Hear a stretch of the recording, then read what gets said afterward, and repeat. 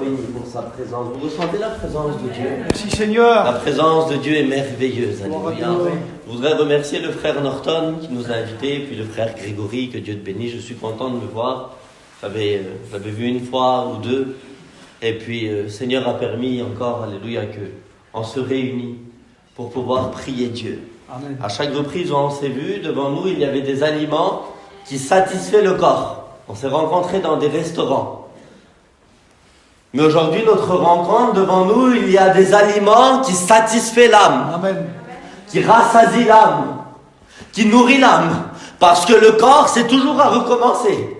C'est toujours des choses qui passent. Tu en as un, t'en veux deux. T'as 500, tu veux 550. T'es jamais rassasié de ce que tu as dans ton corps. Mais lorsque ton âme est rassasiée, lorsqu'il y a quelqu'un qui vient abreuver ton âme, alléluia, c'est quelque chose de merveilleux. C'est pour ça que David a dit un jour qu'il est comme une biche qui soupire, alléluia, parce que son âme a soif de Dieu. Et je voudrais te dire quelque chose sur des soifs que nous passons, sur des soifs que nous avons. Un jour, cet homme de Dieu appelé David, l'homme selon le cœur de Dieu, son fils était Salomon, l'homme le plus riche jusqu'à aujourd'hui. Cet homme merveilleux, un jour il dit quelque chose qui a touché mon cœur. C'est pas mon message, mais il faut que je te le dise.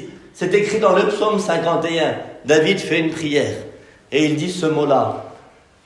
Il dit Seigneur, crée en moi, Seigneur, un cœur pur. Amen. Amen. Et renouvelle en moi un esprit bien disposé. Puis il dit un mot.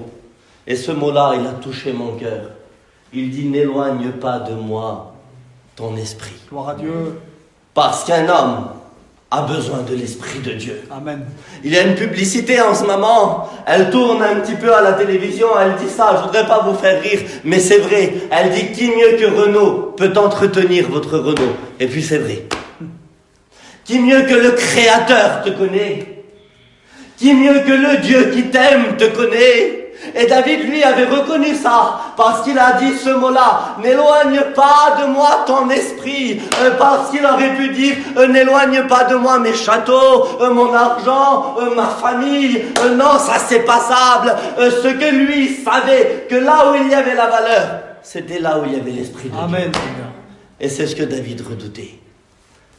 Et tu as cette grâce en cet après-midi, mon frère, ma sœur, chrétien, chrétienne, l'Esprit de Dieu est parmi nous. Amen. Il nous fait du bien. Merci Seigneur. Je crois que c'est Norton qui a dit ça la dernière fois. Enlevez un poisson de l'eau et mettez-le sur la table. Il va sauter. Il va ouvrir la bouche. Il va se remuer de chaque côté. Je ne sais pas combien de temps il va falloir. Il va rester dans cet état-là. Mais arrivé à un moment, vous savez ce que ce poisson va faire? Il va arriver à un moment, il va mourir. C'est ça. Parce que son environnement à lui, c'est l'eau, c'est l'aquarium, c'est là qu'il se sent bien. Et chaque homme, chaque femme ici présent, même si tu n'as pas encore accepté Jésus, ton environnement, c'est la présence de Dieu. Parce que Jésus nous le dit en cet après-midi, et je rentre dans le message. Il a dit sans moi, vous ne pouvez rien faire. Amen. Et si tu le veux, écoute, je vais prêcher 5-10 minutes.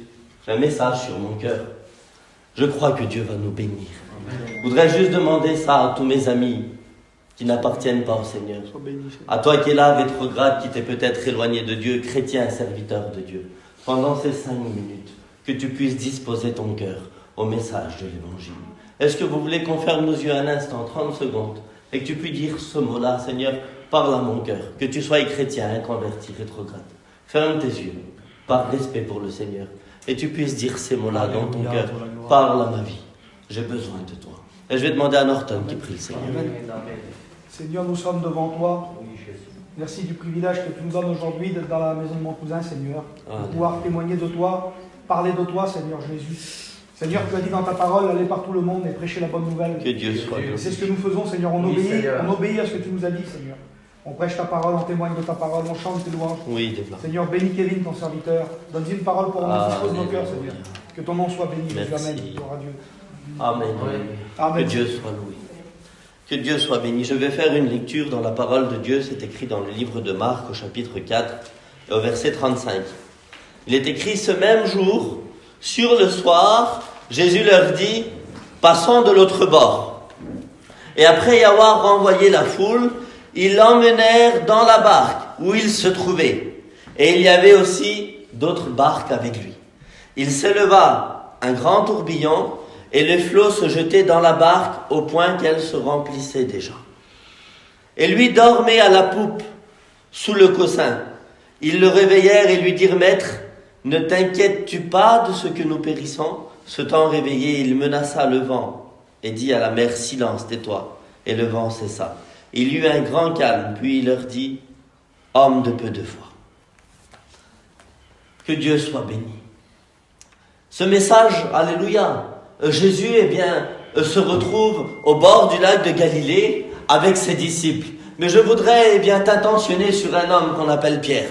C'est celui qui était dans le bateau. Cet homme, lorsque son ministère commence, la Bible déclare que Jésus prêchait. Et puis un jour, il passe devant, une entreprise familiale. Il passe au bord de Capernaum. C'est là où il avait sa maison, là où il y avait sa famille. Et il avait sa petite entreprise familiale. Il avait son bateau et il travaillait avec son père et son frère. Et la Bible déclare que Jésus passait par là et lui dit ce mot-là: Suis-moi et je ferai de toi un pêcheur d'hommes. La Bible déclare que Pierre le suit. Et plus tard, Pierre était utile dans le miracle. Parce qu'il invite le Christ dans sa maison. La belle-mère de Pierre était malade. Jésus guérit la belle-mère de Pierre. Et ce jour-là, il y a eu beaucoup de miracles. Vous lirez dans l'évangile de Matthieu au chapitre 8, une femme malade depuis 12 ans qui était malade. Et puis la Bible déclare qu'elle a entendu parler de Jésus, que Jésus passait par là. La Bible déclare que cette femme dit en son cœur: Si je peux toucher le bord de son vêtement, je serai guéri. La Bible déclare que cette femme, alléluia, toucha le bord du vêtement de Jésus et le Christ a dit: Qui m'a touché? Cette femme était guérie. Pierre était là.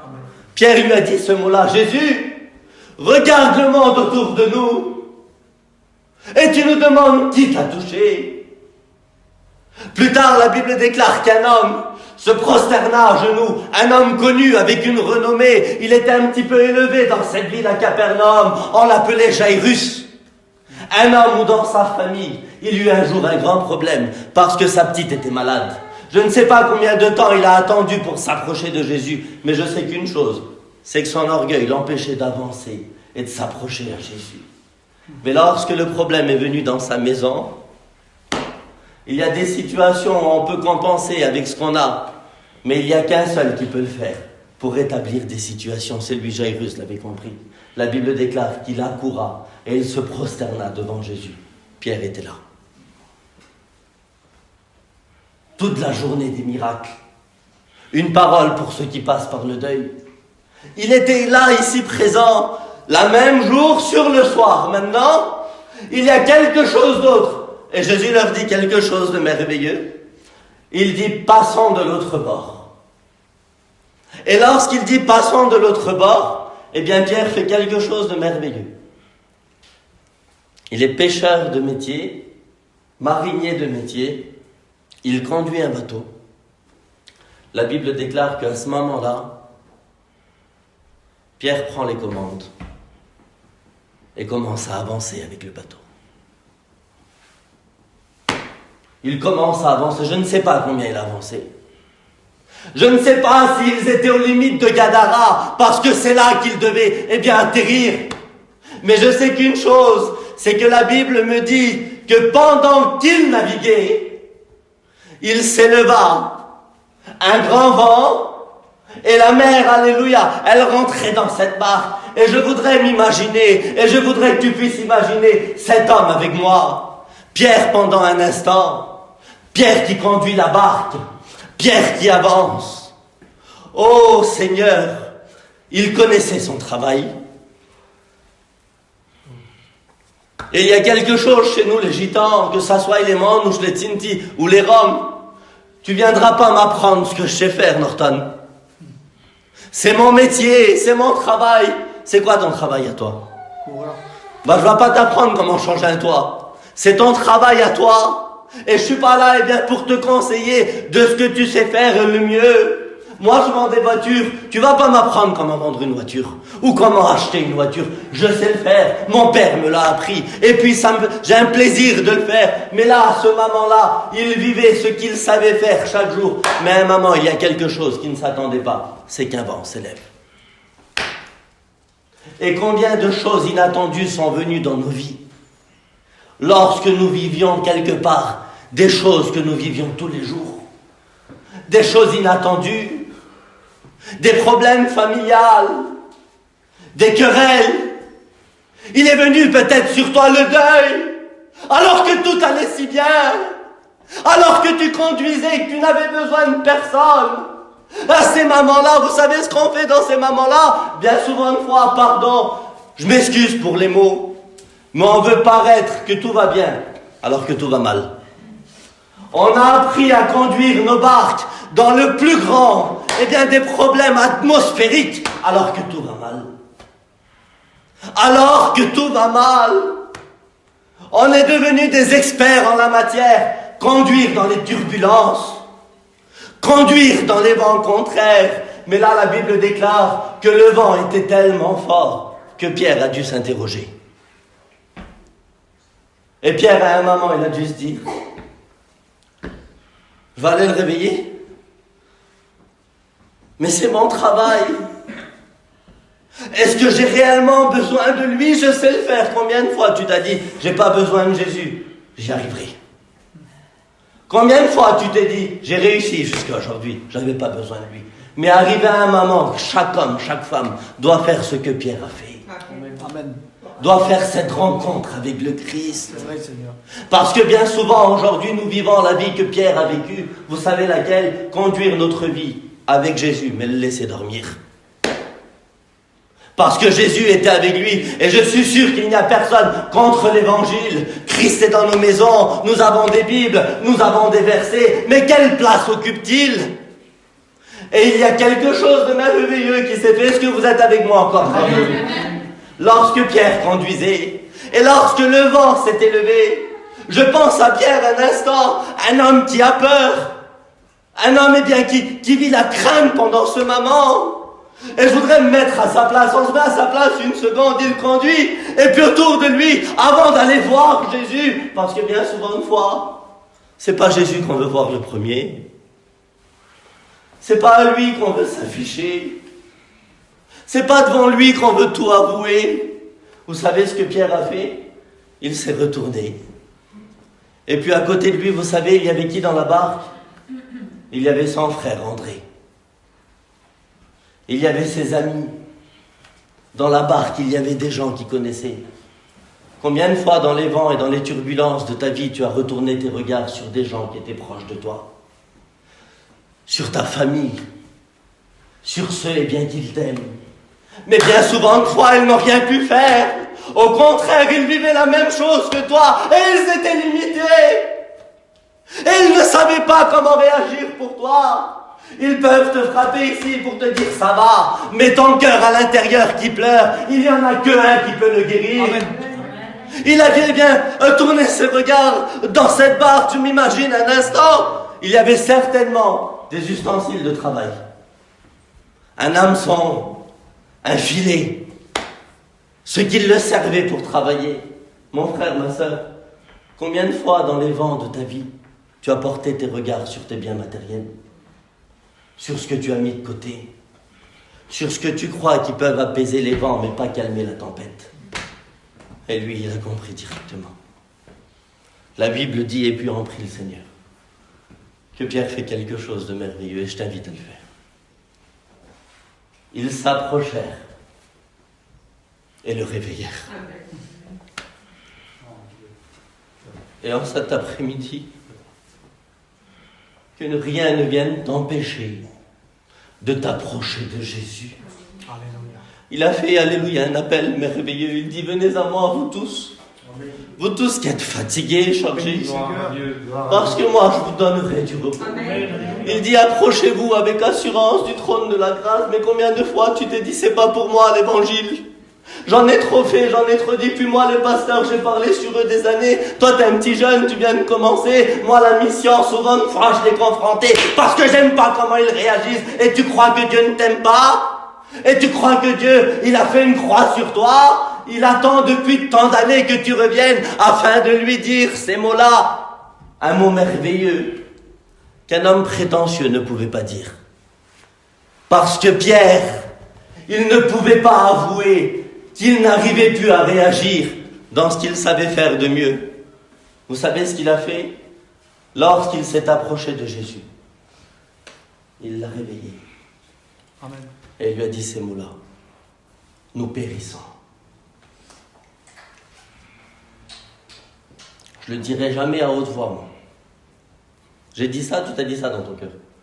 Jamais je dirai que je péris. Même si à l'intérieur de toi tout va mal, tu vas montrer que tout va bien. On fait un petit peu comme la femme de Jéroboam, celle qui se maquille, celle qui se déguise pour se faire passer pour quelqu'un d'autre. On a un petit peu, vous savez, ces masques-là, on en a besoin pour aller partout. Tu vas au centre commercial, tu en as besoin, ils ne laissent pas rentrer. Tu vas à Leclerc, tu en as besoin. C'est important, mais lorsque tu viens devant Dieu, il y a quelque chose de merveilleux. Il faut que tu enlèves ton masque. Et que tu lui dis, Seigneur, j'ai besoin de toi. Seigneur, je m'attends à toi. Et tu crois que Dieu ne te voit pas? Ils disent que celui qui a planté l'œil ne verrait-il pas? Celui qui a planté l'oreille n'entendrait-il pas? La Bible déclare que l'œil de Dieu parcourt toute la terre.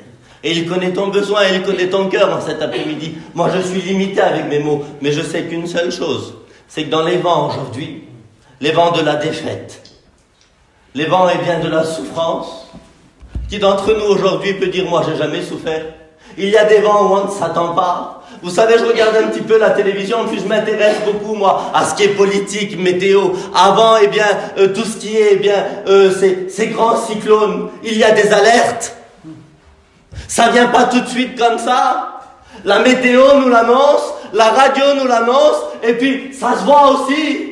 Tu regardes le ciel, tu sais que bientôt il va pleuvoir. Il y a des choses qui ne trompent pas, ma sœur. Il y a des choses qui ne trompent pas, mon frère. Au regard, on voit que bientôt, ça va éclater.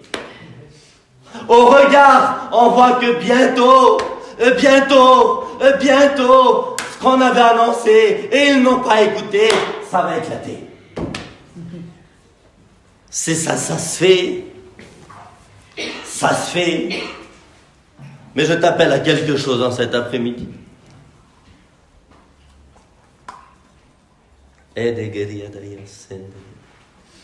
Je t'appelle à faire quelque chose. Lorsque Pierre s'est retourné, il s'approchait de Jésus. Il a laissé tomber, toutes ses idées préconçues. Je ne sais pas si le Père à Pierre lui a dit « Tu n'iras jamais proche du Christ », comme la sœur l'a témoigné. Je ne sais pas si le Père à Pierre l'empêchait de s'approcher de Jésus. Mais lui, il a vu que dans sa difficulté, le seul qui peut l'aider, c'était le Christ. Amen. Et il s'est approché de Dieu.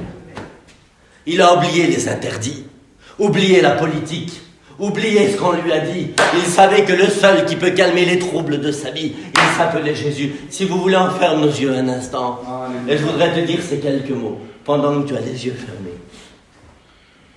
Je te demande au nom de Jésus, par respect, que tu puisses fermer tes yeux un instant. Parce que Dieu parle à ton cœur.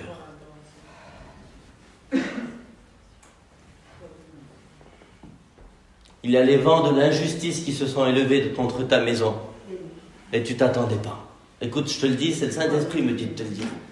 L'injustice, que tout allait si bien. Pourquoi moi? Pourquoi maintenant?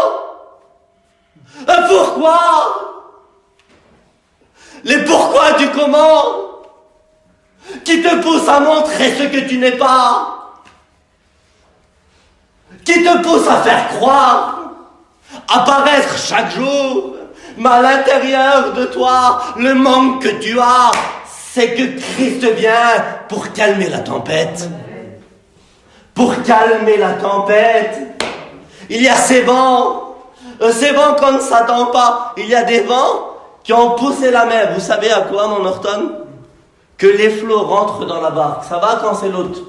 On écoute souvent des problèmes chez les autres. Mais quand ça rentre chez toi, t'as vu comment c'est compliqué des fois quand ça rentre chez toi? Et il y a des choses qui rentrent chez nous. qui rentre dans nos maisons, qui rentre chez nos enfants. Et ce que nous avons besoin cet après-midi, c'est de s'approcher de Jésus. Amen. Il dit, venez à moi, vous tous qui êtes fatigués, chargés. Gloire à Dieu. Je ferme ma Bible, on va prier le Seigneur. Écoute, Alléluia. je vais juste dire ce mot-là, on reste les yeux fermés.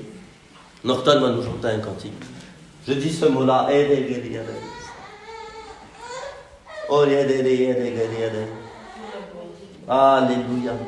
Alléluia. Oui, alléluia.